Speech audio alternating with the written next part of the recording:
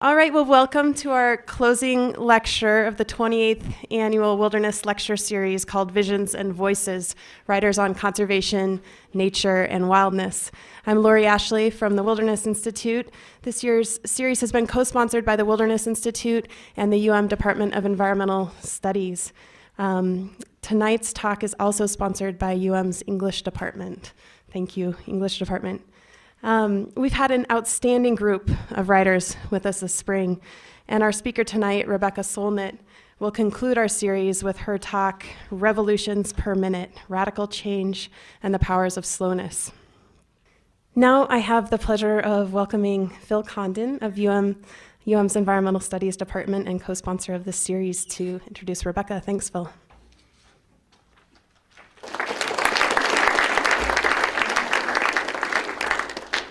Well, thank you, Lori, and thank everybody for coming. It's a real honor for me to introduce Rebecca Snit tonight, and it's a terrific ending to what's been a really inspiring series of readings.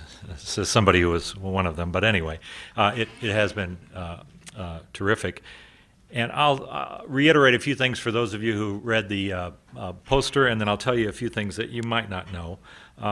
Rebecca Snit is a writer, historian, and activist from San Francisco. She's written 10 books, including Wanderlust, A History of Walking, A Field Guide to Getting Lost, which I'm in the middle of right now, and enjoying, Hope in the Dark, Untold Histories, Wild Possibilities, River of Shadows, which was about the annihilation of time and space by 19th century technology. And one, I won't list all the awards that book was nominated for or won, but paramount among those was the National Book Critics Circle Award. And the forthcoming book, Storming the Gates of Paradise, Landscapes for Politics. It's obvious that she has wide ranging interests, passions, and expertise from geography, landscape, slowness, insurrection, indirect roots, to many other subjects that escape category. For those of you who read Orion magazine, I know those of us in environmental studies do regularly, she has a column from the far away nearby, and she's won many writing awards, including the Lannan, a Guggenheim, and the Western Writers of America Spur Award. But as I was reviewing her long and deep list of accomplishments, I just thought I'd highlight a couple that I know would be of particular interest to those of us in environmental studies and in Missoula generally. Some of her activism accomplishments as a writer and a citizen. She was awarded the Golden Pinecone Legacy Award from the environmental community of Northern Nevada for her activism on behalf of issues in that state. Her story, Radioactive Battlefields of the 1990s, was chosen as one of the top 10 important censored or underreported stories of 1996 by Project Censored.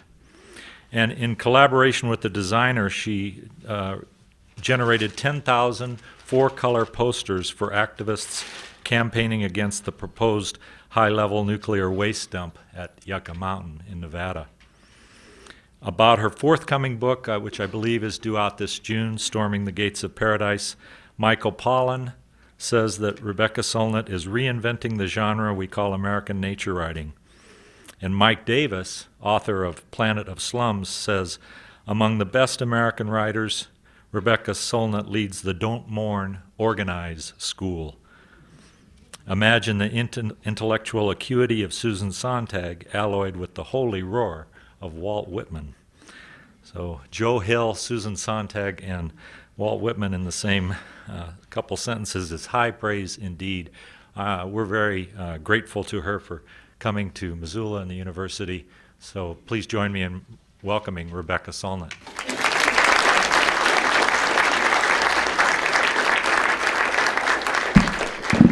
Thank you so much. It's a pleasure being here, and I'll fantasize that the weather is always like this.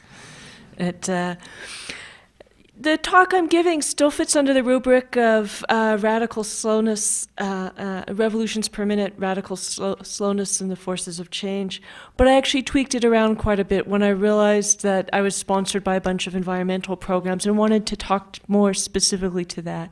And although the original talk was actually written for this university, I gave it in a few other places and decided that I wanted to work on it more and talk to you a little bit more about the same subjects, but through a much more specific window. The picture behind me is called Muybridge for Breakfast. I was working with the photographers Mark Klett and Byron Wolfe in 2001, 2002, 2003 to rephotograph some of the great images of that national park. And one morning I was like, well, where are we going to go today? And I laid out all these wonderful photographs Edward Muybridge took in 1872 on our camp table. And then a wind came up, and so I put the silverware on. And then the spoon started reflecting the trees out there. And Mark said, wait a minute, we already have our first picture for the day. And, so it gives you a sense of some of the range of images. You'll see a lot of them again. And I think that kind of serendipity or sidelong approach is how my life seems to work anyway. But I want to start talking a little bit about slowness, because I'm going to talk at length about this long involvement with Yosemite that's taught me so much, and then where the more recent discoveries that these pictures partly chart led me. 1, seeing the forest and the trees. I grew up listening to vinyl records, which we played at 33 1/3 revolutions per minute. Those singles came out in smaller sizes to be played at 45 RPMs. The original use of the word revolution was in this sense of something coming round or turning round, the revolution of the heavenly bodies, for example, and the records went round and round as a diamond needle replayed the shape of the sound and brought the singers' voices to life. It's interesting to think that just as the word radical comes from the Latin for roots and means going to the root of a problem, so revolution originally means to rotate around, to return, or to cycle. Very gardeny and seasonal, these roots and rotations. Only in 1450, says my old broken-spined Oxford Etymological Dictionary, does it come to mean an instance of a great change in affairs or in some particular thing. 1450, 42 years before Columbus sailed the ocean blue, right around when Gutenberg invented movable type in Europe, when time itself was coming to seem less cyclical and more linear, as in the second definition of this new sense of revolution in my dictionary.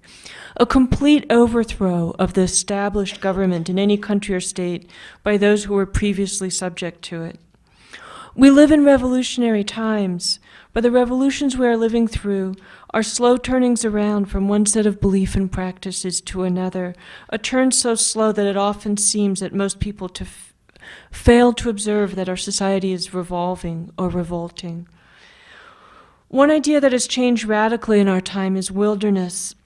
Since Rachel Carson demonstrated that all things are connected, that no place out there is beyond the reach of the chemicals here.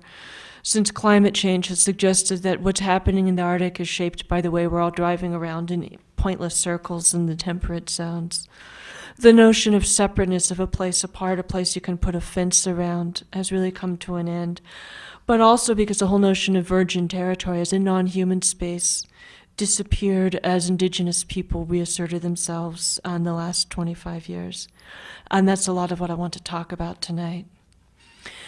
There's something very interesting about this lecture series. Although it's sponsored by the Wilderness Institute, it is instead on conservation, wildness, and nature. Wildness is not wilderness. That is, if wilderness is a kind of place, wildness is a state of being or a state of mind. When the Sierra Club sent a copy of the book they published in 1962, Elliot Porter's In Wildness is the Preservation of the World, to all this country's senators, a great many thank you notes came back for a non-existent book called In Wilderness is the Preservation of the World. So, Thoreau loved open, undeveloped country, though I'm not sure he believed in wilderness. He loved wildness more, the wildness of wild animals and wild places, but also of undomesticated human beings, of abolitionists, insurrectionaries, iconoclasts, independent thinkers, of John Brown and anyone who championed freedom and practiced independent thought.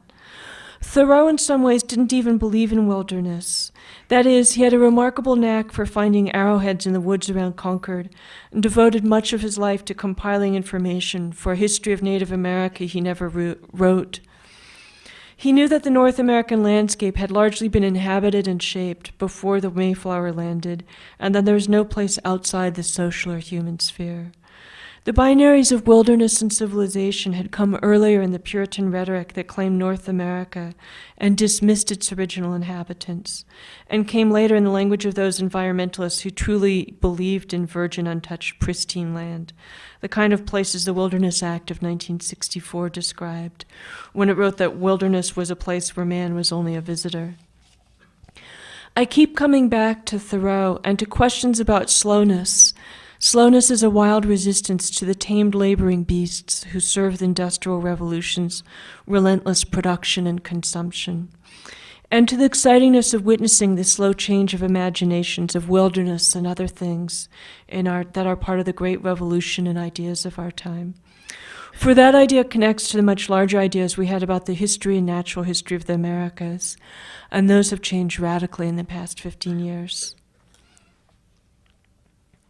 So this is a photograph we took. How many of you have been to Yosemite? Okay, it's smaller than Yellowstone, but there, and the other definitive Western National Park. So for me, Yosemite's been fascinating because it's really the crucible of American landscape imagination. It was the first place to be set aside by the nation as a wilderness park during the Civil War. And it was where John Muir really found himself and defined his vocation. It's where the Sierra Club was really founded in a lot of ways, although the people who founded the Sierra Club were in Berkeley and San Francisco. And the beginning of the environmental movement is first with the Sierra Club in 1892, and then with the battle to prevent Hetch Hetchy and the valley next to Yosemite Valley from being dammed in the early 20th century. And so it's a densely human landscape, sometimes called wilderness, which I think might be a misnomer. This is a photograph by Ansel Adams from the 1940s on that side of a very famous Jeffrey Pine atop Glacier Point. This is what it looked like when we visited it, I think in 2002, about 2 weeks before it completely collapsed. It had died during the big drought of 1976 in California. So we went in this project that became a book called Yosemite in Time, the photographers Mark Klett and Byron Wolf and I, to track down these locations, first the Muybridge locations that he had photographed in 1872, and then we realized that Yosemite was so densely populated by photographers that when you went to look for one photographer, you often came across several others. So we began photographing Edward Weston and Ansel Adams as well. But we were really interested not only in these art historical legacies of specific images, but in looking at what time means over how much or how little a place can change over 70 or 130 years. What happens in that deep time? And the process of making these images, which I was along for almost all the time, although I didn't do anything except carry the tripod between places photographically. It was also fascinating because the process was so slow, and we had to be there at the right time of day, the right time of year, and get the location exactly right. And so it was, even though the camera exposures were split seconds, we often spent anywhere from a couple hours to a couple days getting each image, getting to the location and getting the time right. And so it became this process of rediscovering a place that I discovered other ways. And this return to a landscape I'd written about before really led me in some remarkable ways. And so I want to read a little bit. And so my second section, what happened to wilderness? On Monday, July 30th, 2001, we located the site where Edward Muybridge had, 129 years before, made his photograph, Ancient Glacier Channel at Lake Tenaya, the first we found and rephotographed. Of all the sites of his photographs we explored, this one seemed to show the least change. The same crack ran down the glacial polish, hardly enlarged since his time, and not only the same boulders, but some of the same smaller stones were where they had been, though the trees had changed. They were newer in the 21st century than they had been in the 19th. Where one old lodgepole pine had stood in a small patch of soil, a young one with a thinner, darker trunk grew, and a dense grove of young pines filled in where a stand of older trees had been. Truth is like rock, but meaning is like the pines.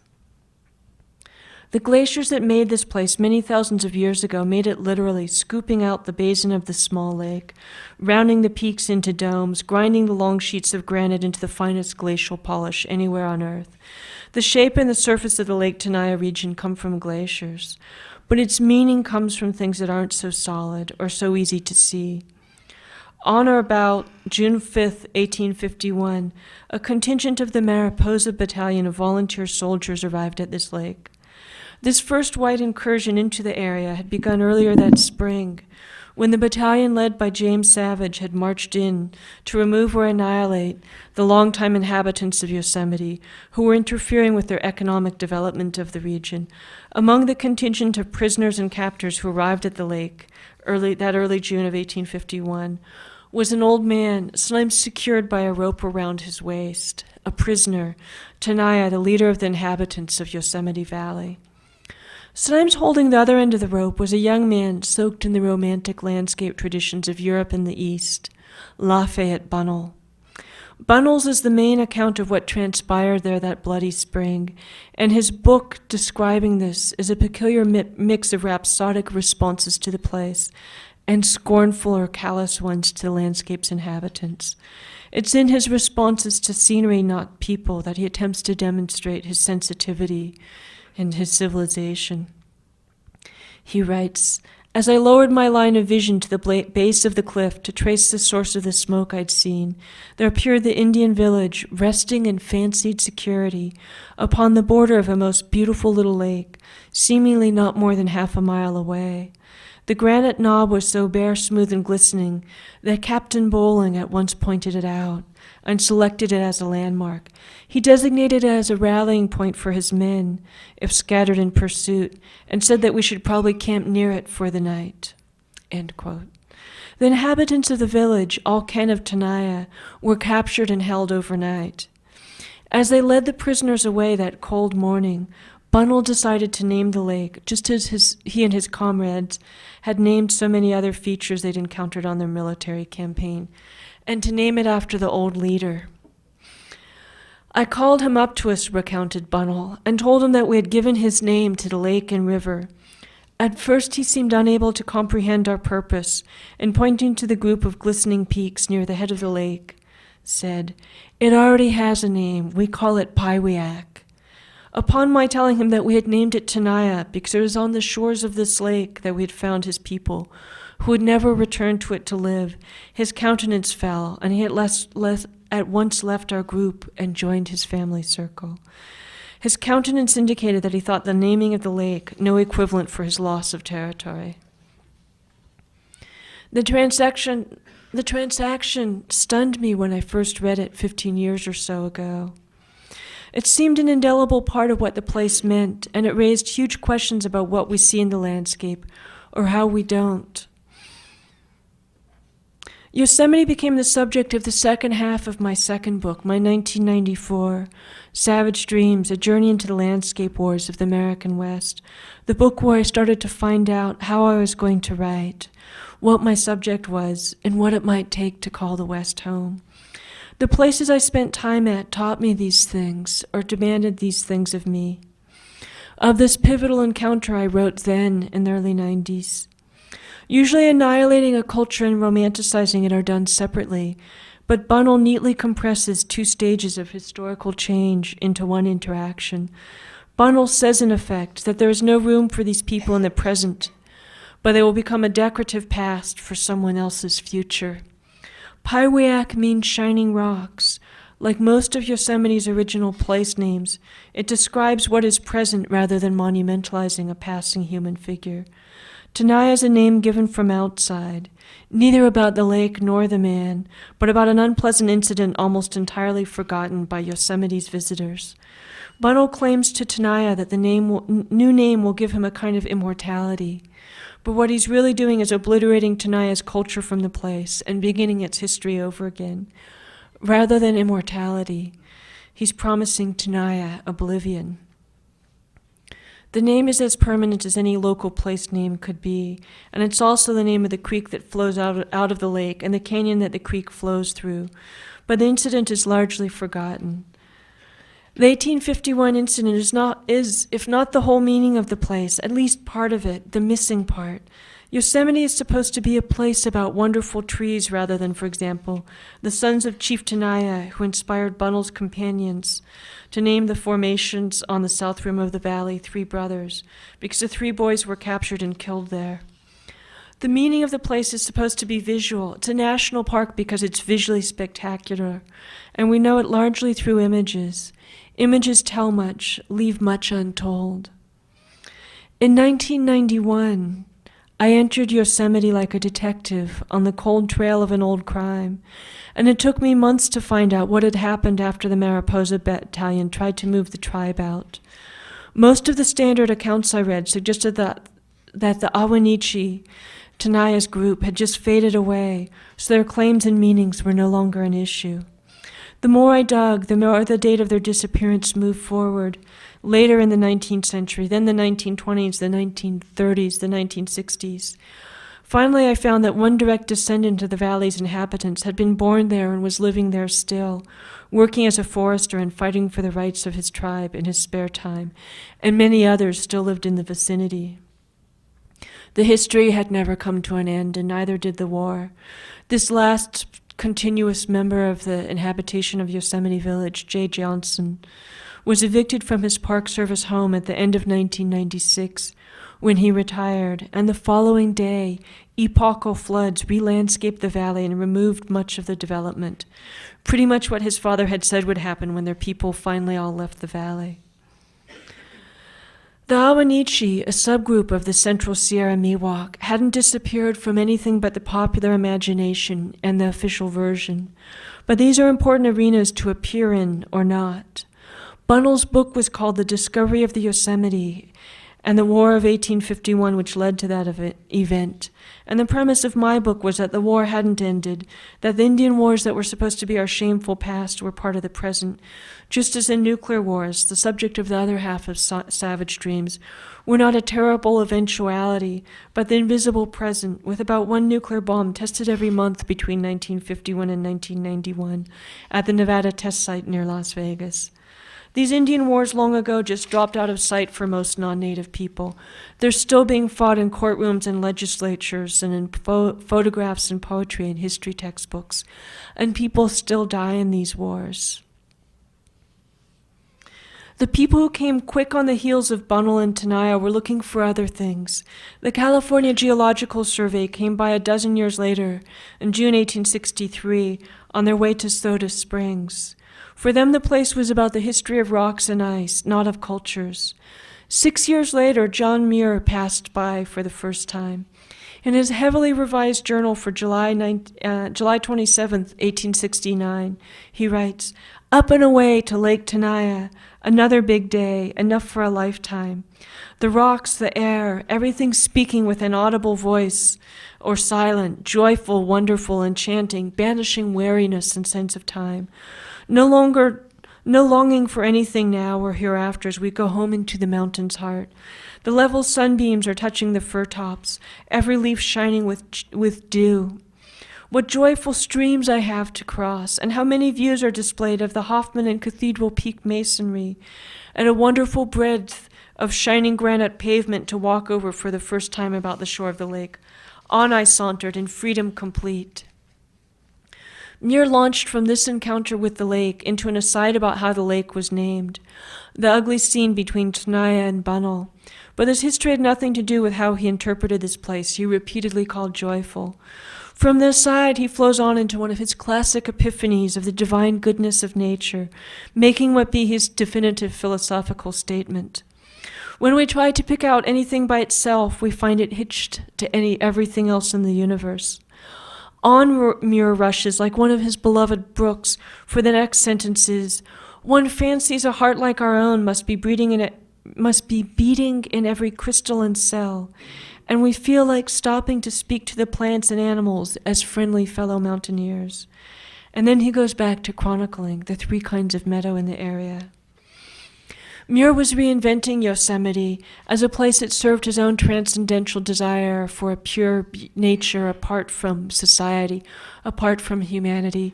And in the course of inventing this version of wilderness that most of us inherited, he had to rewrite the landscape as a place without history, a place outside of human history. He's the first person who performs the big disappearing act on Native Americans that we call virgin wilderness, but far from the last. By the 1980s, Muir's model of nature is uninhabited and apart from human society was being undermined everywhere, but it prevailed throughout much of the 20th century. Muir, so visionary, so ahead of his time in other ways, wrote the Indians out of the landscape, as the first-generation conquerors before him could not have. Often praised for being biocentric or ecocentric rather than anthropocentric, in certain crucial ways, Muir was deeply ethnocentric. He saw the landscape of the Sierra Nevada as a remote place, removed from family life, society, the getting of sustenance, though it nurtured all these things for its long-term inhabitants. For it to be a spiritual home for him, it couldn't be somebody else's home politically. Only in the past few decades has the fantasy that the continent was uninhabited and then discovered worn out, and only recently have environmentalists embraced working landscapes, the landscapes that sustain us in body as well as in spirit. One of the most intriguing sites in Yosemite is the Curry Village parking lot, an orchard planted by pioneer James Lehman in the 1860s, whose unpruned, gnarled old apple trees preside over the rows of cars, trees that would have excited a photographer like Eugene Ache, though they're ignored by almost all the well-known image makers of Yosemite. And the apple orchard is fascinating. Do you see what I mean? It just doesn't fit in. It's not part of what people go to see. And one of the fascinating things about going to a place like that or any national park is that people know what they're supposed to see and they see it and they don't see the parking lots and the congestion and the admissions booths and the infrastructure. And in Yosemite, they don't see the apple orchard.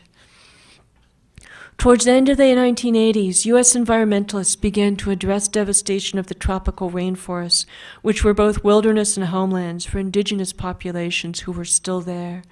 I was fortunate enough to be working as a volunteer at Rainforest Action Network when this was unfolding, and to see the imagination actively change almost before my eyes.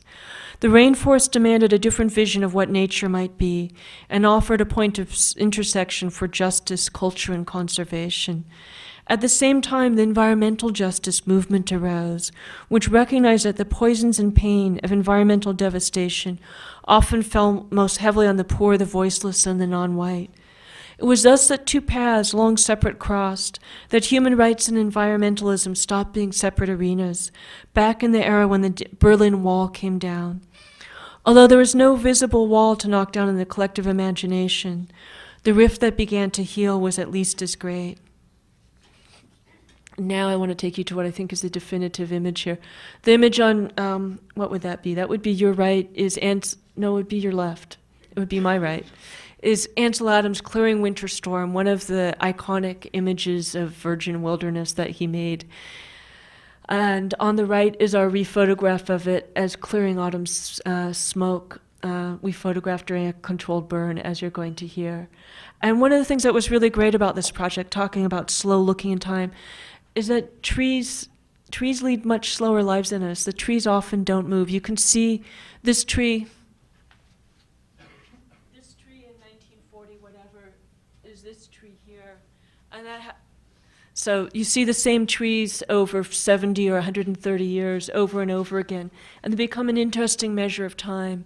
There's a juniper in the high country Edward Weston photograph that was almost unchanged in 65 years. There are other trees that had died or grown where there had been no trees.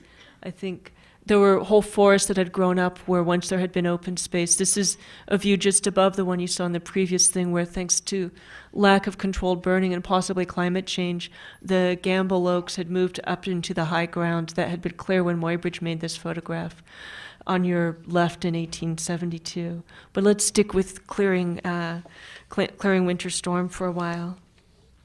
As the quincentennial of Columbus's arrival in the Americas approached, Native Americans of both continents began to speak more audibly about what had happened in 1492, that it hadn't been a discovery, and that for them it had been a catastrophe, one still unfolding.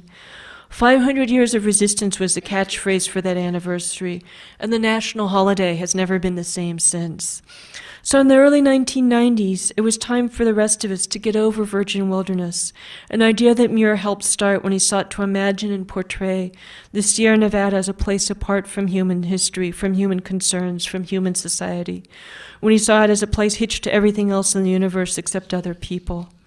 It's not hard to see how this served his personal needs, his flight from society into a solitary spiritualized nature that was the antidote both to his fire and brimstone evangelistic father's farm, which provided food but also harsh authority, grueling labor, and a grim worldview. It's not hard to see how this became the most coherent way to frame a late Victorian argument against development and exploitation and for the birth of the environmental movement in the national parks and forests. It's not hard to see how it allowed him to cobble together a nature theology that served as an alternative to mechanistic evolutionary science and anthropocentric Christianity. But a century later, Muir's vision needed radical revision, and I think in our time, it's got it. In 1991, I was hot on the trail of the erasure of Yosemite's past, and it was a crime with widespread repercussions.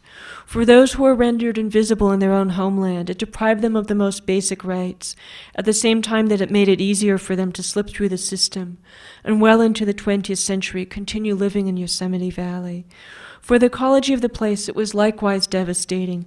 Early white visitors had been enchanted by the open park-like landscape of the valley, with its meadows and open oak groves, but they could not or would not comprehend or remember that this openness was maintained by fires, set by the original inhabitants as part of their land management practices, or even imagine that they had land management practices, and that Yosemite Valley was in large part a managed landscape.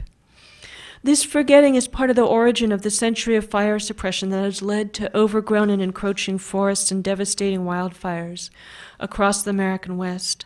The fire suppression built up dangerous fuel loads that would make fire catastrophic and had other effects. Sequoias, for example, only regenerate after fire, which sterilizes the soil, makes the cones release their seeds, and creates openings in the tree canopy through which sunlight can reach the forest floor. Let me just go ahead to show you. This is Edward Muybridge's view of Bridal Veil Falls from across the valley floor in 1872. This is what it looks like now. You can see one little lump of rock sticking up above a forest that hadn't existed there and that probably shouldn't exist now, but a forest that's a result of a century of fire suppression. For the white imagination, belief in uninhabited wilderness and an untouched Yosemite was a more subtle kind of tragedy, the one enshrined in the Wilderness Act's definition of wilderness as a place untrammeled by man, where man is a visitor who does not remain. By erasing all the other models of human presence in the landscape, it misanthropically asserted that our only relationship to nature is destructive. Writing human beings out of the ecology of the continent helped realize that destruction. It imagined nature as fragile and static, a virgin on a pedestal, rather than a place constantly changing, generating, shifting, breaking down, and building up, dancing. The landscape we found through rephotography was too often cluttered and obscured by suppression of this dance of fire. I'm not really a PowerPoint person, so we'll just kind of loop back and forth through these images. And you radio and TV people, you can just edit out these little digressions, I hope. So, 3, the way back. The Yosemite we went photographing was not the place it had been 10 years earlier. On the afternoon of October 6, 2002, while the 7,000-acre controlled burn was taking place, Mark and Byron rephotographed Ansel Adams' iconic 1944, Clearing Winter Storm as Clearing Autumn Smoke. Although most of Adam's pictures look as though they were first taken by the first Adam, although most of Adam's pictures look as though they were taken by the first Adam on the first day of creation, rephotography of his work often led us to accessible locations. None more surprising than this. The stormy revelation of that picture was taken from a few feet below the retaining wall of the Wawona Tunnel parking lot, a busy place for visitors. And the stone wall was built in 1936, so it was there in Adam's time. My friend Catherine Harris, who grew up backpacking around Yosemite with a father who co-founded the Sierra Club Legal Defense Fund, had joined us for the day, and while Mark and Byron worked, she and I settled in to watch other visitors to the parking lot viewpoint. And this is one of the peculiar parts of this project, is I got to see these incredibly brief amounts of time people spent at these places. And there's a lot of things I can excoriate, and do excoriate the Victorians for, like genocide. But they did have a marvelous slowness and patience and ability to look at something for 2 or 3 hours to feel that that's what it took to see it. And since we often spent, at least 2 hours making a picture, I got to sit still for at least that amount of time and watch people kind of drive up, put their beloved, child or spouse or parent in front of the camera, take the picture, and then go away. And this kind of right where you didn't know if they were going to see it later, or if it wasn't really about seeing it all, but about some other rite of presence. But it was very different in the Victorian sense that this was an aesthetic experience and it demanded time to see. And so Catherine and I settled in to watch other visitors to the parking lot viewpoint. They were not the same people who'd come through in the early 1990s when it seemed like a place for white people. California has recently become a white minority state, but the state demographics hadn't shifted as radically in a decade as the visitors to Yosemite had. Clearly something more had changed. People who hadn't felt welcome or interest or hadn't had the time or money to visit then did now. I used to think that the romantic landscape tradition Bunnell embraced was problematic because it was the property of one culture. But it looked like it was becoming the property of everyone, the way that rock and roll has risen out of its African, Indian, Scots-Irish roots to become universal music, the way Buddhism and tortillas have become American. Neat layers of horizontal haze filled the valley, and though some of the distant sights were visible, they were in soft focus, the very antithesis of what Ansel Adams idealized. At Glacier Point a few months before our session in the Wawona parking lot, I'd sat still for hours and watched small groups process up to a prominent boulder, split into photographer and photography, and take the requisite picture. In the stream of visitors came 2 women in red saris who kissed each other lingeringly for the video camera of their rugby-shirted companion. The red looked sensational against the green and blue distance. One thing that struck me about these tourists is that they moved with great sureness, knowing why they'd come and what to do, and seemingly when they were finished. They were done quickly, and most of them seemed to move on after several minutes at most. Let me see, I have one image in here in my completely disorderly. Nope, we'll never actually get to it. We did a wonderful picture, it's just called 8 Minutes at Glacier Point, where the guys did an exposure of 8 minutes. And if somebody had sat still for 8 minutes, they would have been opaque. But nobody stayed still for 8 whole minutes, so they all became these transparent phantasms in a stable landscape, as though they were just ghosts, sort of barely even managing to haunt the place. And so at Wawona Tunnel, half the 4th graders in the group sketching at one end of the overlooked parking lot were Latino. A lot of the tourists taking pictures were Asian. Catherine and I watched a white minivan pull up in the parking lot across the road, and 3 men and a boy get out. First, the man in the turquoise turban, who seemed to be the boy's father, photographed the boy in the red t-shirt and the man in a white turban with a long white shirt and beard who might have been his father. And then they put on some swirling South Asian music that spilled over to us on the edge of the vast expanse of the valley. So you have to picture this view with really great sort of Indian music playing. At first, they seemed to dance for the camera and the video camera, and then to dance for its own sake. It looked like a victory dance.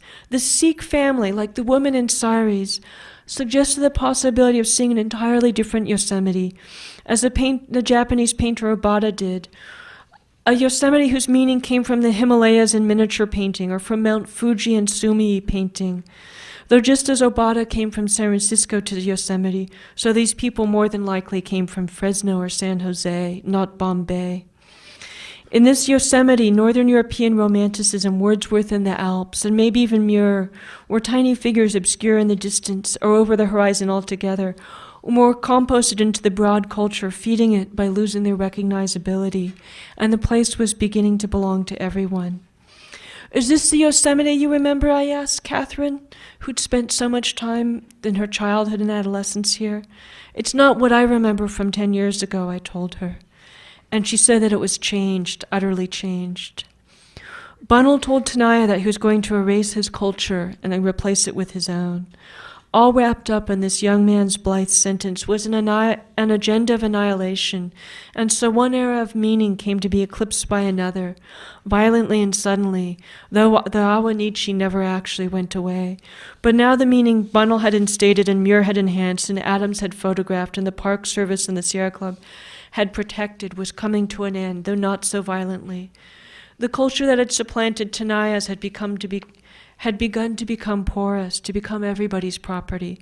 It wasn't a remedy, but it was an opening. All over Yosemite Valley, the way the Awanichi were represented had changed since the Columbus quincentennial. The Indian Village exhibit behind the Indian Museum had changed in significant ways, and so had the brochure about the valley's indigenous inhabitants. The new version was bilingual in English and Miwok. This was an extraordinary symbolic shift, since it recognized that the Miwok had their own culture, gave it equal space, and acknowledged them as an audience in the present, even though it's doubtful that anyone reads Miwok by preference to English. Though the tribe had, like so many California tribes, failed to receive federal recognition, they'd won long-term rights in the last few years to several acres on which to build their own cultural and spiritual center in the valley. A small thing in itself, but like the brochure, a huge step forward in acknowledging what the history of the place had been, who has rights here, and what the place might mean. Signs in many places had been changed so that the place was no longer discovered in 1851. Even a coloring book for sale in the grocery store represented a more accurate version of this history, including the fact that descendants of Tenaya's tribe are still here, the kind of facts that were impossible to find in 1991 when I began to explore the place.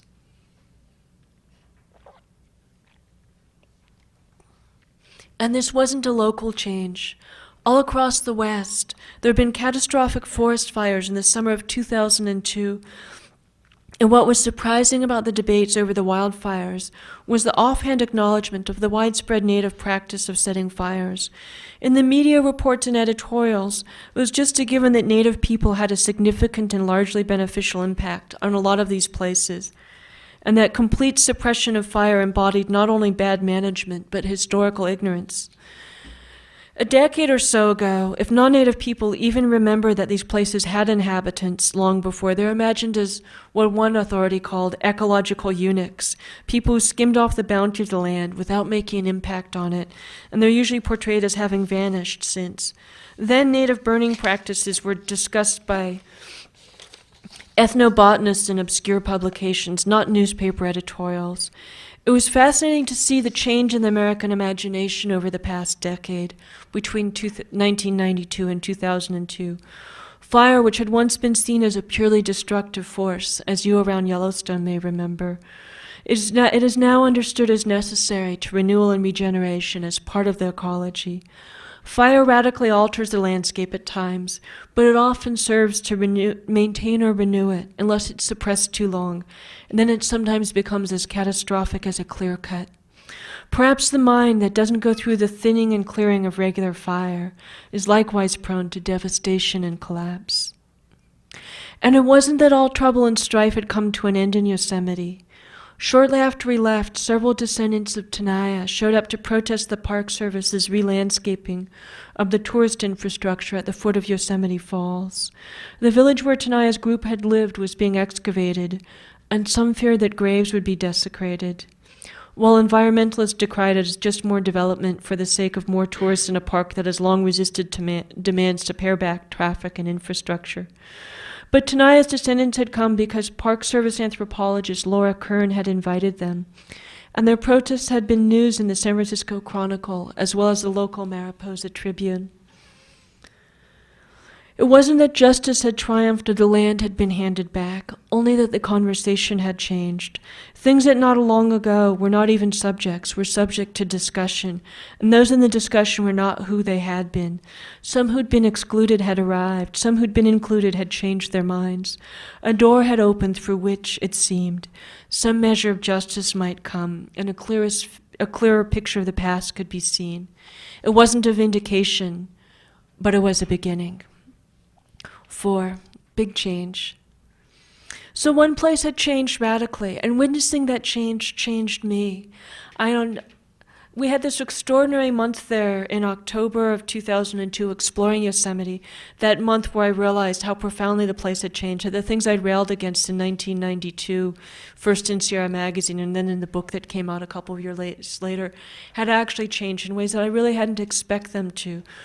And in ways that I hadn't really imagined that culture changes so rapidly. And yet 10 years in a lot of ways is incredibly rapid, but it's also incredibly slow because people, even over 10 years, don't perceive how unstable, how prone to change, how much possibility to change lurks in even these small amounts of time. And so we were working in Yosemite we started a month before 9/11, and we were working there as the build-up to the current war began. And it was really, for me, a kind of counter-history, to dig into these histories and see how these big changes happen, how things happened over a long time. It really gave me a kind of grounding to face this kind of hysterical stampede into war that was happening, the sense that we had to have a response within a week of the trade tower collapse, that we had to go to war immediately, that we were threatened, that we didn't have time to debate, that we didn't have time to consider, that we didn't have time to have a democracy, that we didn't have time to have dissenting voices. So the war was hovering on the horizon like a hurricane, but these other revelations were coming my way. And although we'd come to look at change on the scale of 130 years, and then 60 or 70 years, the time from the great modernist landscape photographers to ours, the most remarkable change for me was in the past decade. The landscape had changed a little, but its meaning had changed a lot, and so had who was there to produce that meaning and to consume it. Power had shifted. It helped me a lot to be immersed in this deeper history and to see the other direction in which the big sloppy beast called we were also going. So in that same month, in October of 2002, I got a tour of my own county, Marin County, just north of the Golden Gate Bridge, with what would you call him, a naturalist, a bird expert, ornithologist called Rich Stahlkapp. And it was a completely fascinating tour. This is a landscape I spent my whole childhood running around in. Botanically, I knew it pretty well. I knew some of its history pretty well. My father had written the master plan that had protected a lot of it from development. But Stahlkapp's landscape was completely different in that he knew where all the birds lived and which ones had almost gone extinct and come back. And without really intending to form a bigger narrative, he'd just walk around and say, yeah, here's the brown pelicans. They almost went extinct from DDT and stuff, but now they're back. Here are white-tailed kites. Farmers and ranchers used to shoot them and they almost went extinct, but now they're back. Oh, there's some golden eagles over there. They almost went extinct, but... And he just kept telling this story over and over. And this story, most of you probably know, which is a story I always heard, is that we keep encroaching into wild animal space and they keep disappearing, and that it's a sort of continuous, steady downward trend. And Stahlkapp's story was that up until about 50 years ago, the settlers and a lot of the rural people had basically shot everything that moved on principle. And, there was this whole fantasy that coyotes were, marauding the livestock, that even eagles were stealing lambs, and that you made that to make the landscape available to domestic animals, you had to eliminate the wild ones. And so everything got shot at. And then about 50 years ago, that stopped. And the animals started to come back, and that was his story. And the county I come from is amazing. the Thule elk had died, which is a subspecies of elk, had died out to about 7 breeding pairs in the late 19th century.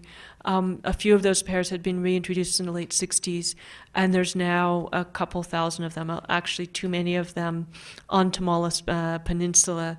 The river otters have come back, brown pelicans have come back, white-tailed kites have come back, elephant seals, which like whales were hunted for their blubber before petroleum, for whatever complicated consequences replaced them, first came back really only about, I think, a decade or two ago, and began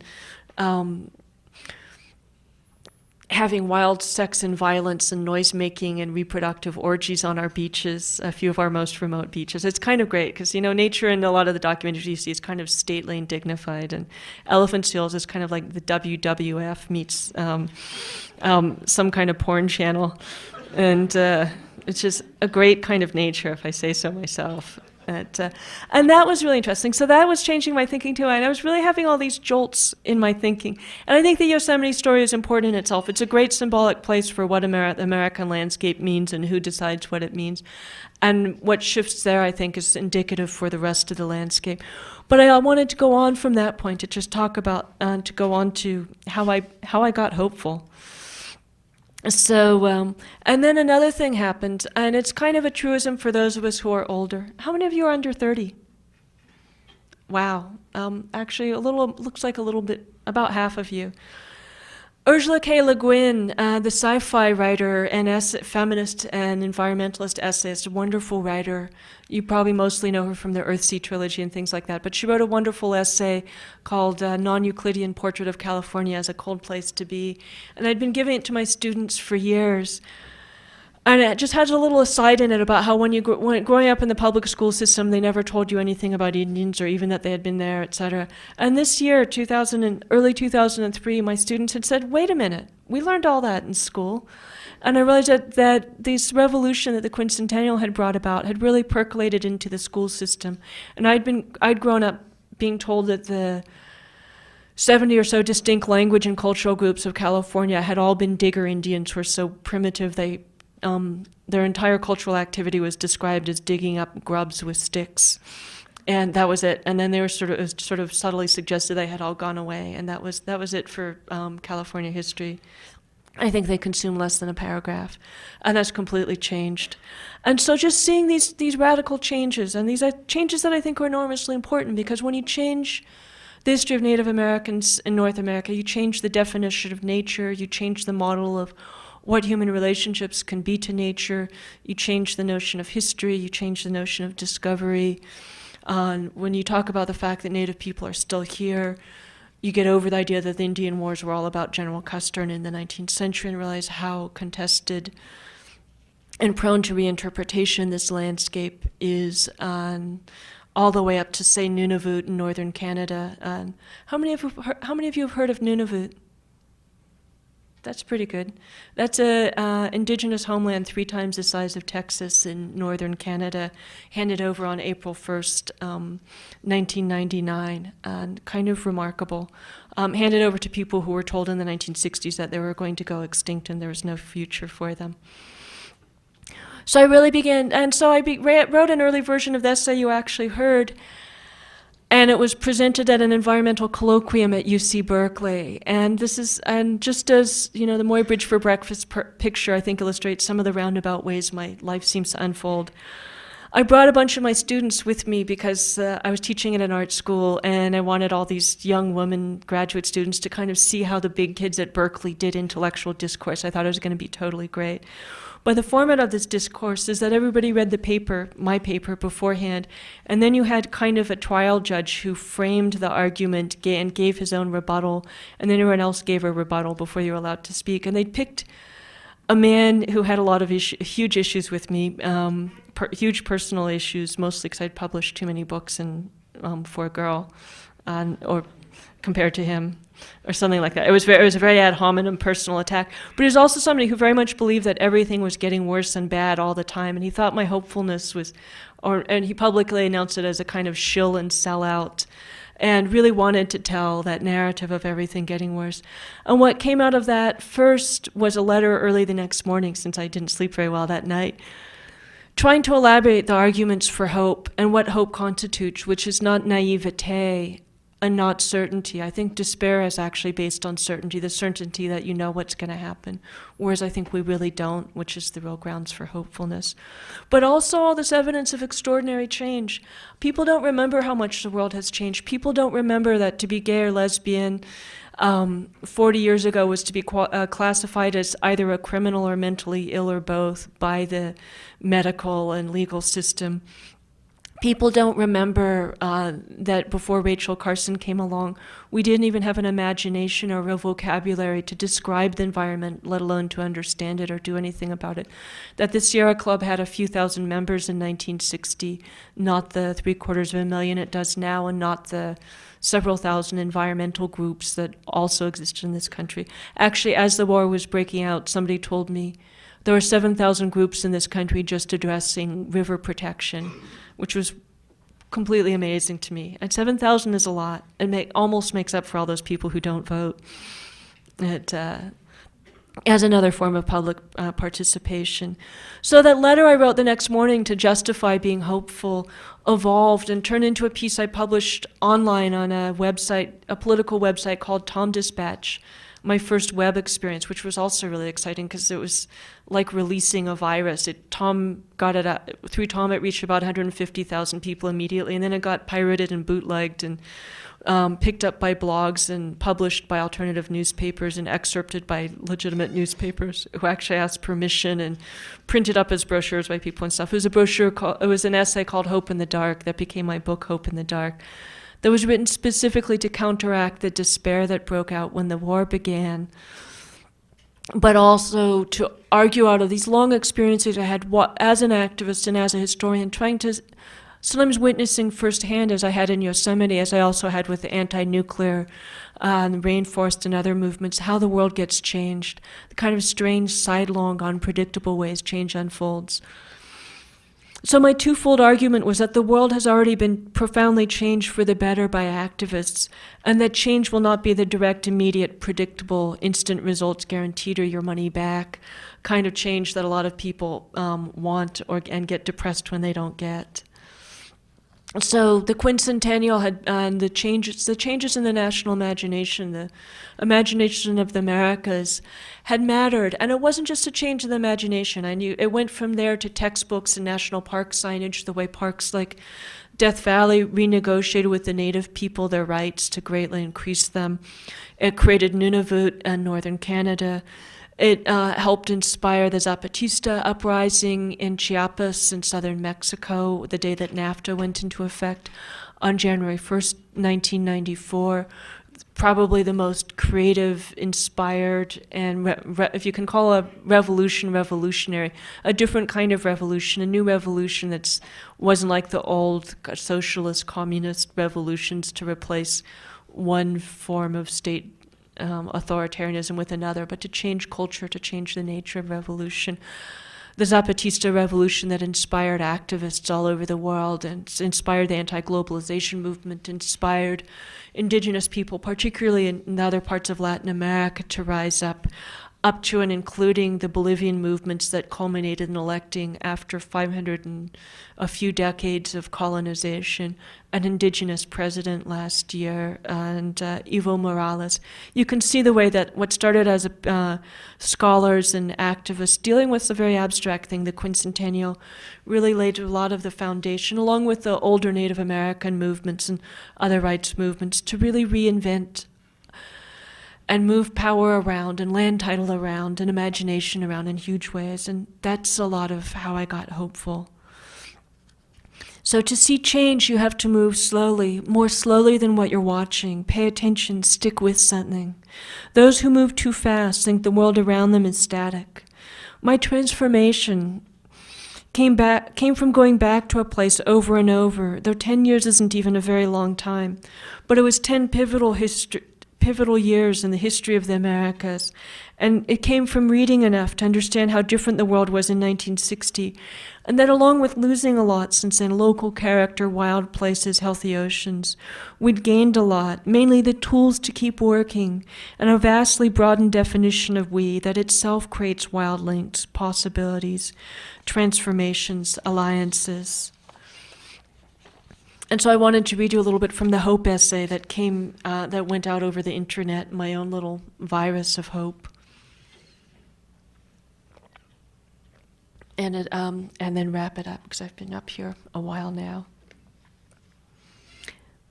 On January 18th, 1915, 18 months into the First World War, the first terrible war in the modern sense, slaughter by the hundreds of thousands, poison gas, men living and dying in the open graves of trench warfare, tanks, barbed wire, machine guns, airplanes, mass civilian death. Virginia Woolf wrote in her journal, "The future is dark, which is on the whole the best thing the future can be, I think. Dark, she seemed to say, as in inscrutable, not as in terrible. We often mistake the one for the other. People imagine the end of the world is nigh because the future is unimaginable. Who 20 years ago would have pictured a world without the USSR and with the internet? We talk about what we hope for in terms of what we hope will come to pass, but we could think of it as another way, as why we hope. We hope on principle, we hope tactically and strategically. We hope because the future is dark. We hope because it's a more powerful and more joyful way to live. Despair presumes that it knows what will happen next. But who 2 decades ago would have imagined that the Canadian government would give a huge swath of the North back to its indigenous people, or that the imprisoned Nelson Mandela would become president of a free South Africa? 21 years ago this June, 1 million people gathered in Central Park to demand a nuclear freeze. They didn't get it. The movement was full of people who believed they'd realize their goal in a few years and then go home. Many went home disappointed or burned out. But in less than a decade, major nuclear arms reductions were negotiated, helped along by European anti-nuclear movements and the impetus they gave Mikhail Gorbachev, the last leader of the Soviet Union. Since then, the issue has fallen off the map, and we've lost much of what was gained. It's always too soon to go home, and it's always too soon to calculate effect. I once read an anecdote by someone in Women's Strike for Peace, the first great anti-nuclear movement in the United States, in 1963, the one that did contribute to a major victory. The end of above-ground nuclear testing with its radioactive fallout that was showing up in mother's milk and baby teeth. She told of how foolish and futile she felt standing in the rain one morning protesting at the Kennedy White House. Years later, she heard Dr. Benjamin Spock, one of the most high-profile activists on the issue then, say that the turning point for him was seeing a small group of women standing in the rain, protesting at the White House. If they were so passionately committed, he thought, he should give the issue more consideration himself. A lot of activists expect for every action there's an equal and opposite and punctual reaction and regard the lack of one as failure. After all, activism is often a reaction. Bush decides to invade Iraq. We create a global peace movement in which 10 to 30 million people march on 7 continents in the same weekend. But history is shaped by the groundswells and common dreams that single acts and movements only represent. It's a landscape more complicated than commensurate cause and effect. Politics is a surface in which transformation comes about as much as because of pervasive changes in the depths of the collective imagination, as because of visible acts, though both are necessary. And though huge consequences sometimes cause little effect, tiny ones occasionally have huge consequences. History is like weather, not checkers. A game of checkers ends. The weather never does. That's why you can't save anything. Saving is the wrong word. Jesus saves, and so do banks. They set things aside from the flux of earthly change. We never did save the whales, though we might have prevented them from becoming extinct. We'll have to continue to prevent that as long as they continue to not be extinct. Saving suggests us laying up where neither moth nor rust doth corrupt, and this model of salvation is perhaps why Americans are so good at crisis response, and then going home to let another crisis brew. Problems seldom go home. Most nations agree to a ban on hunting endangered species of whale, but their oceans are compromised in other ways. DDT is banned in the US but exported to the third world, and Monsanto moves on to the next atrocity. The world gets better, it also gets worse. The time it will take you to address this is exactly equal to your lifetime, and if you're lucky, you don't know how long that is. The future is dark, like night. There are probabilities and likelihoods, but there are no guarantees. And I just want to read a little bit from the last chapter. There's one of the late chapters in the book version that this melded into. So can you see the trajectory? I go to Yosemite. In my early 30s, I explored it. It becomes a project. I go back 10 years later. It becomes a different project that teaches me things that spill over from that project into a larger set of arguments about how change works. That starts out on the internet, that turns into a book that goes off in its own directions. And the way that things lead to other things, which lead to other things in our personal lives, but I think that's also how change works. You know, the guy who was attacking me in public, who I've always been too polite to thank for helping me write my 11th book, was a beautiful illustration of the law of unintended consequences.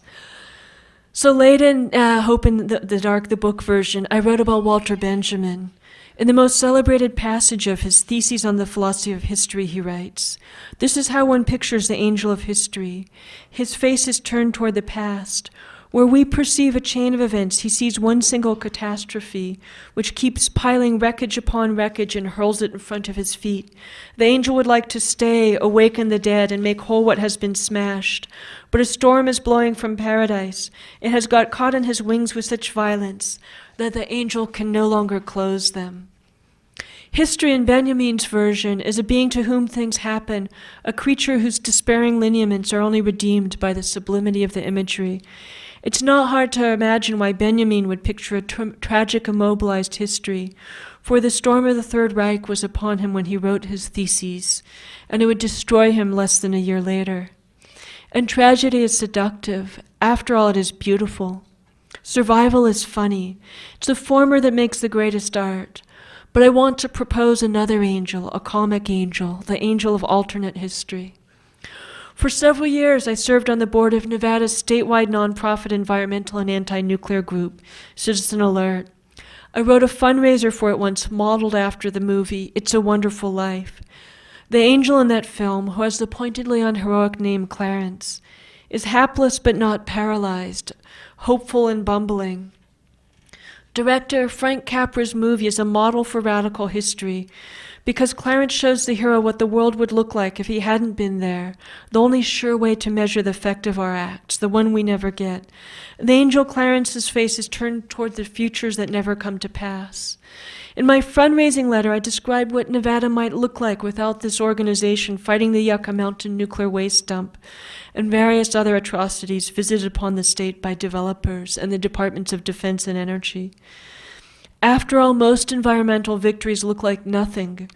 The land wasn't annexed by the army, the mine didn't open, the road didn't cut through, the factory didn't spew effluents, it didn't give children asthma. They are triumphs invisible but through storytelling. Citizen Alert's biggest victory is almost forgotten. The cancellation in the 1980s of the MX missile program that would have turned eastern Nevada and western Utah into a giant sacrifice area to soak up the Soviet missiles in an all-out nuclear war and pave over pristine desert to make the tracks the missile would travel on. Benjamin's angel tells us what happens, but the angel of alternate history tells us that our acts count, that we're making history all the time because of what doesn't happen as well as what does. Only that angel can see the atrocities not unfolding, but we could learn to study effects more closely. On the west side of the Sierra Nevadas, the pristine land that would have become Mineral King, a huge Disney-owned ski complex if the Sierra Club had not fought it. On the east is Mono Lake, which had its tributaries restored and is halfway back to historic water levels after decades of being drained by Los Angeles. The Mono Lake Committee fought from 1979 to 1996 to get the court decision that restored the lake's water and still works to protect the lake. South of there, in the Mojave Desert, near the Old Woman Mountains, is Ward Valley, which was slated for a low-level nuclear waste dump that would have likely leaked all over creation. A beautiful coalition of the 5 local tribes, other local people, and anti-nuclear activists fought in the desert and the courts with the scientific facts for 10 years before defeating it definitively a few years ago. On the West Texas-Mexican border is a small Latino community of Cerro Blanca, where another nuclear waste dump was planned but defeated. All these places are places of absence, or at least the absence of devastation, a few of the countless places in which there is nothing to see, and nothing is what victory often looks like. The angel of history says terrible, but this angel says could be worse. They're both right, but the latter angel gives us grounds to act. Thank you.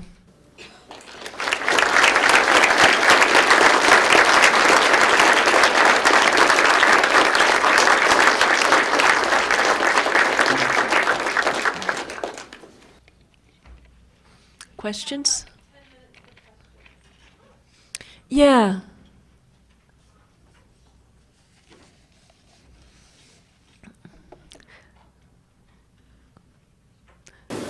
I would concede to you, Solomon, that waiting for some of these changes to happen rather than to act more precipitously to bring them about.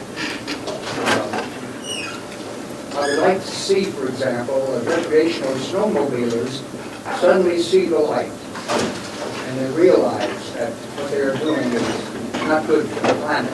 And maybe they themselves will become visionaries to convince others of their transformation. I don't know whether we have time to wait for them to do that, but I would concede that it would be very important in any event to preserve wilderness and wildness no matter what.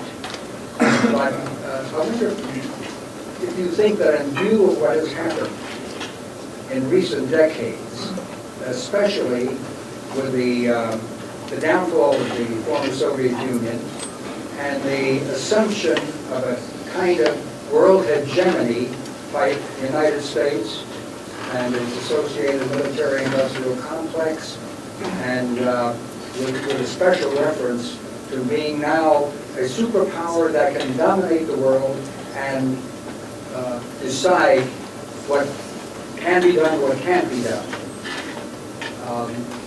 Unfortunately, the question of nuclear weapons has also now entered the equation, as we see in the case of Iran, and with George Bush taking the Comprehensive Test Ban Treaty off the table as one of his first acts when he came into office. Now nuclear proliferation is worldwide. Now the question is, now we also want to have more different types of nuclear weapons. We want to nuclearize space, weaponize space. Do you have a question? The question is, do you think that we can wait? No, I don't think people can wait. I think a lot of why people wait is because they don't believe they have the power to change things. They don't have a history of the things that we have changed and the victories that we've won. And that's what I'm trying to give them. And in some ways, the U.S. is attempting to be a hegemonic lone world, and you could argue rogue world superpower. But while the Bush administration has been obsessed with dominating the Middle East, Latin America, which we used to dominate so effectively, has gone and written its own destiny in some really marvelous ways. It's rejected the free trade, corporate control of their economies. There's been a lot of indigenous resurgences. There's been a lot of alternative models. There's been a lot of direct democracy. So this hemisphere, which the American presidents like to think of as all our backyard, has broken free to a great extent of our influence, except for, Colombia and Mexico. Hugo Chavez is sort of openly thumbing his nose at the Bush administration. And the Bush administration is actually a fascinating thing because its reach greatly exceeds its grasp. It's destroyed the U.S. economy, as you'll notice, you young people, when you start paying for this war over the next 50 years. It's almost destroyed the U.S. military, and it's destroyed the U.S.'s standing abroad and a lot of our alliances in ways that I think will actually make the U.S. a good deal less hegemonic, which doesn't mean that I think that it's secretly wonderful, but I think that the histories are much more complicated and being played out in much more complicated ways.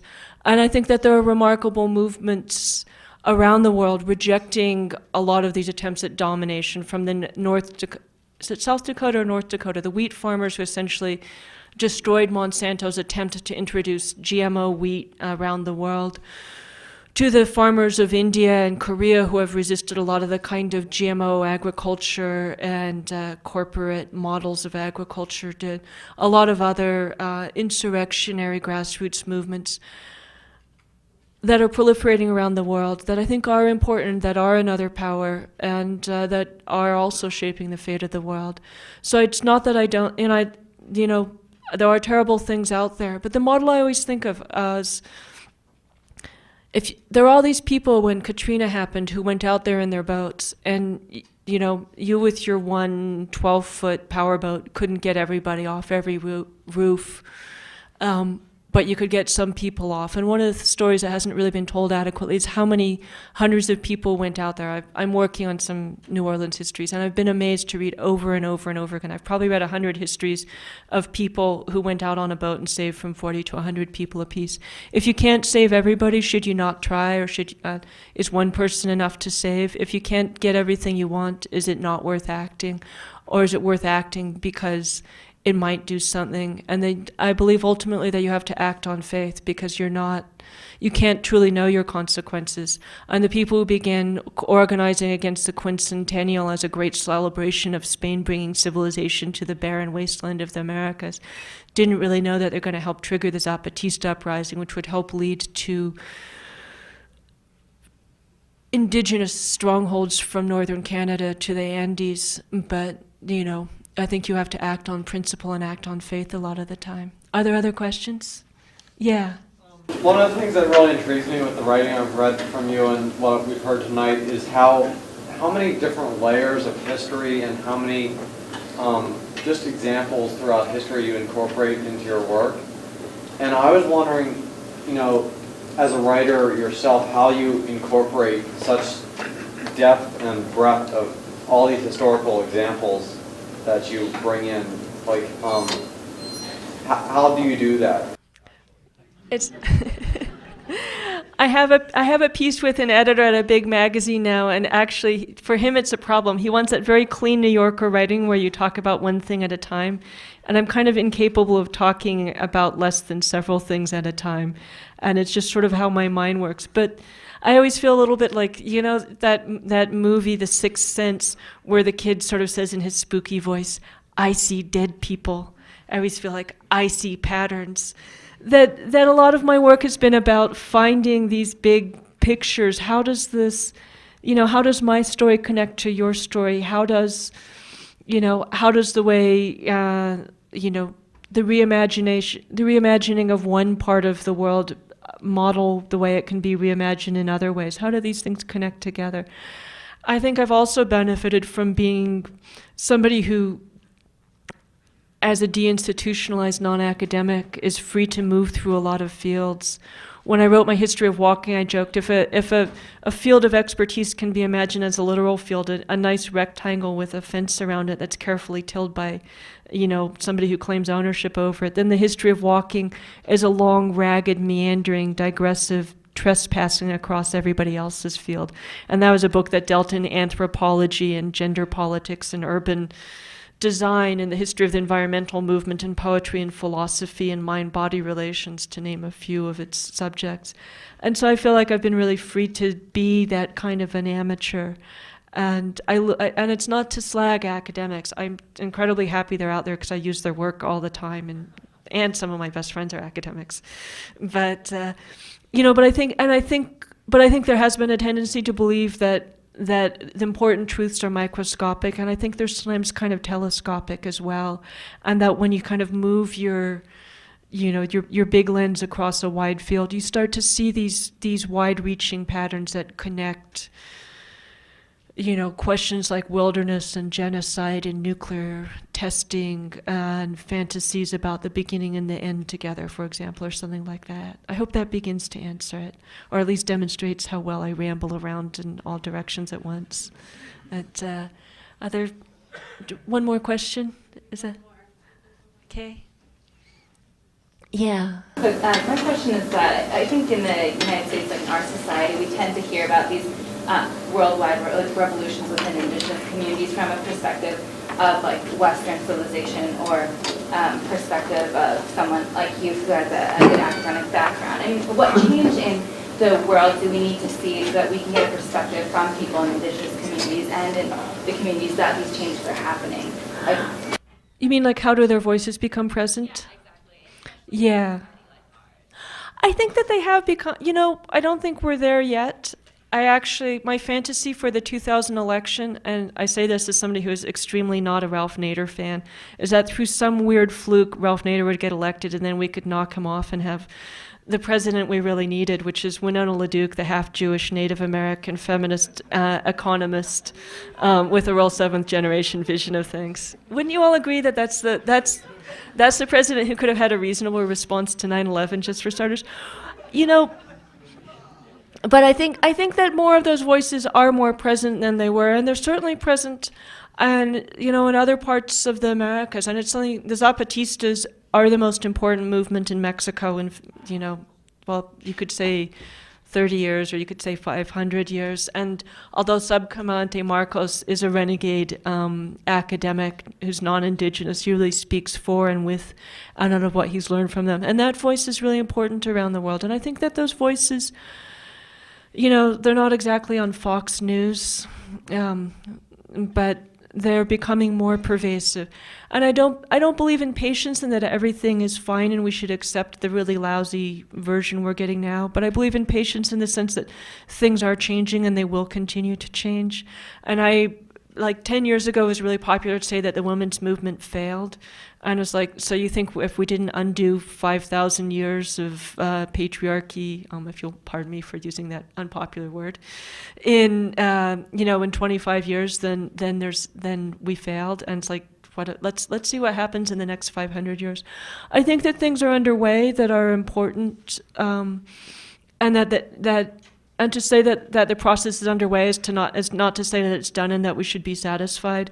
It's to just say that we feel that we can feel powerful enough to continue it and to make those voices heard, and to see the places that they are heard.